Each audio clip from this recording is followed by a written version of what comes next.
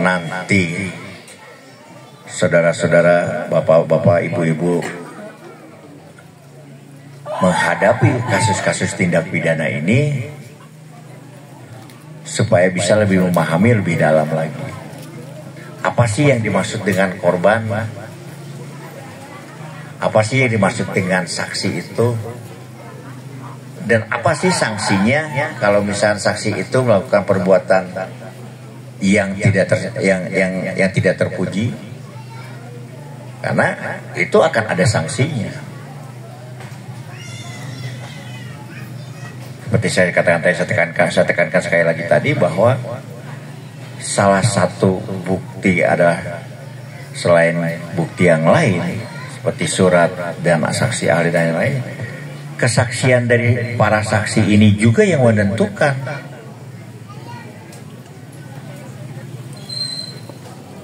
hidup matinya si terdakwa ini, bersalah atau tidaknya si terdakwa ini. Nah, sekarang mungkin sudah ada kemajuan lagi dalam hal kisah di tindak pidana umum ini. Ada sekarang yang dikatakan namanya restoratif justice. Restoratif justice ini adalah salah satu terobosan hukum yang dilakukan oleh pemerintah dalam hal menyelesaikan permasalahan tidak harus sampai ke pengadilan. Tetapi restoratif justice ini tidak semua tindak pidana bisa dilakukan restoratif justice. Itu loh. Kalau misalkan seperti kasus pembunuhan, kemudian pelecehan ataupun yang berat-berat lainnya, itu sudah jelas tidak bisa. Yang bisa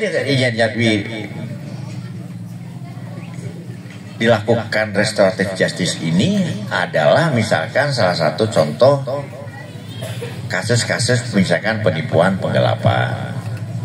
Karena kan pada umumnya kasus penipuan penggelapan ini adalah kasus pribadi, ya, artinya kasus antara orang per orang.